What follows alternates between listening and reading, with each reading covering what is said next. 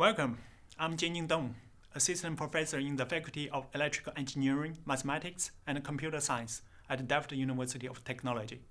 This lecture looks into the losses that occur in electric powertrains and their resultant efficiency. The learning objectives of this lecture are as follows. First, the main loss mechanisms in electric powertrains are discussed, along with the calculation of these losses in various components. Next, measures to reduce or suppress these losses will be studied. We will also look at the means to dissipate the heat caused by these losses before ending with a comparison of efficiencies of EV powertrain and ICE powertrains. Let's first take an overview of various loss mechanisms in an EV powertrain. The first loss mechanism is the ohmic loss, caused by the flow of current over a voltage difference in a conductor. Ohmic losses may be estimated using the equation P equals I squared R, which gives the power loss in watts. The second one is magnetic or hysteresis loss, which is caused by the changing magnetic field inside the electrical machine or any other magnetic components, which is proportional to the frequency and the flux density. Dielectric materials are present in components like capacitors, and the electric field in them also causes losses that are dependent on the electric field and the variation frequency of the field. Finally, semiconductor losses and electrochemical losses exist in components such as power electronics and batteries. Although these losses have complicated mechanisms, they can be modeled as functions of voltage and current, just like ohmic losses. In this slide, we look at the losses that occur in electrical machines. The first type of loss that occurs within the electrical machine is the copper loss. This is an ohmic loss that takes place due to the resistance of the material used in the phase windings of the machine. In three-phase machines, these losses can be calculated as 3 times I squared R. The second type of loss that takes place in electrical machines is called iron loss. The iron loss consists of two components, the eddy current loss and the hysteresis loss. While eddy current losses happen due to the induced current in the core, hysteresis losses are due to the alternating magnetization and demagnetization of the core. These two losses are usually calculated based on polynomials of electrical frequency F and magnetic flux density B, as shown on the slides. Coefficients in these equations are obtained by testing specimens of the state core material. It is important to note that the copper losses are torque dependent due to their dependence on current in the three-phase windings. Iron loss, on the other hand, is speed and material dependent. Now, we look at the ways to suppress the losses in electrical machines. Copper loss is given by 3I squared R, so reducing resistance by improving conductivity or enlarging conductor area can be used to decrease copper loss. High conductivity can be achieved through a combination of two different methods. One is by using copper as the conductor material, since it has the highest conductivity among non-precious materials. The second is to have effective cooling solutions that lead to lower temperatures and higher conductivity. An important technique to reduce copper loss is the use of hairpin windings.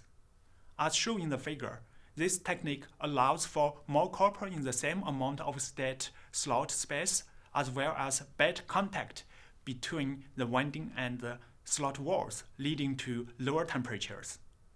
Now, we move on to the iron loss suspension. This can be done via lamination and alloying. Lamination is the process by which the core is no longer made up of solid iron. Instead, it consists of iron sheets joined together. The benefits of this are that it reduces eddy current losses by creating insulation between layers and restricting the path of eddy current, as shown in the figure on the left. The second technique to reduce iron losses is to use alloys in the construction of the core. Adding silicon allows for an increase in resistivity, which in turn lowers eddy current losses. The addition of silicon also decreases hysteresis loop losses. Apart from the electrical machine itself, EV powertrain losses also occur in the inverter, both through the DC bus capacitor as well as the power semiconductor devices. Losses in the capacitor are dielectric losses, and as shown in the figure, the capacitor is non-ideal. It shows resistive behavior apart from the capacitive behavior, which can be modeled as an equivalent series resistance, or ESR for short. In this case, the power loss can be calculated as I squared ESR.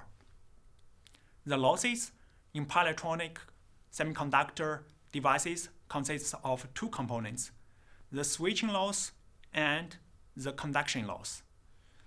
Switching loss occurs during the turn on and turn off transitions, where the device displays capacitive behavior. Switching loss is therefore a function of duty cycle, current, voltage, and the switching frequency applied. Conduction loss occurs when the device is conducting. Similar to the ohmic loss, it is a function of the current being conducted and the voltage drop that takes place across the semiconductor. The losses occurring in inverters can be suppressed using a few techniques. Let's take the power MOSFET as an example. The first point of discussion is the silicon area. If this silicon area is increased, it leads to lower conduction loss and higher switching loss and vice versa. Hence, the silicon area must be optimized between conduction and switching loss. It can be realized by choosing the number of power MOSFETs connected in parallel. The next point is the power factor, denoted by cosine phi. Increasing the power factor leads to lower current and therefore lower losses in the inverter. This power factor can be improved through motor control algorithm or through improvements to the electrical machine design. The final factor that affects losses in inverters is the switching frequency. Higher switching frequency leads to higher switching loss, but reduces the current ripple. Lower switching frequency, on the other hand, leads to lower switching loss, but consequently leads to higher current ripple that causes losses in the filters and machine. Now, let's move on to study how these losses can be dissipated. Heat dissipation in the EV powertrain is implemented as part of the EV thermal management. Why is EV thermal management required? If heat was not dissipated, it would lead to what is called the thermal runaway. Thermal runaway occurs when electrical losses lead to heat, which in turn leads to higher temperature rise. Since electrical components lose their efficiency at higher temperatures, this would lead to even more losses and hence even higher temperature. There are a few standard cooling methods that we can use. The first is natural cooling that depends on natural convection to the ambient via a heatsink. The fins in the heatsink shown in picture increase the surface area for natural convection to occur. The next type of cooling is forced air cooling that uses fans to increase the flow rate of air and therefore increase the convection coefficient on the heatsink surfaces. The third type of cooling is the indirect liquid cooling, where pipes carrying a liquid run through the system to carry heat away from main components. This type of cooling can be more powerful in removing heat when compared to the earlier methods, but it brings many pipe-related challenges, for example, sealing and leakage. The last type of cooling is the direct liquid cooling, where the liquid comes in direct contact with the components to carry the heat away. It is often used inside the electrical machine, as shown on the slide. the oil spread to the inner winding is able to carry the copper loss away directly. The last section of this lecture compares the efficiencies of EV and ICE powertrains. An EV inverter has an efficiency between 90 to 99, depending on the region of operation. The electrical machine itself has an efficiency between 90 to 97%, only going as low as 80% in certain scenarios such as the low speed and high torque case. An IC engine, on the other hand, has an efficiency of 40% or lower, and even so, its peak efficiency can be assessed in a very narrow region. The figures show that the efficiency of EV powertrains is much higher than that of ICE powertrain by a significant margin. More importantly, EV powertrains are able to remain close to their peak efficiency over a wider region of operation than ICE powertrains are. This is the last lecture of the module on electrical machines and power electronics. I hope you enjoyed the lectures and wish you success with your study.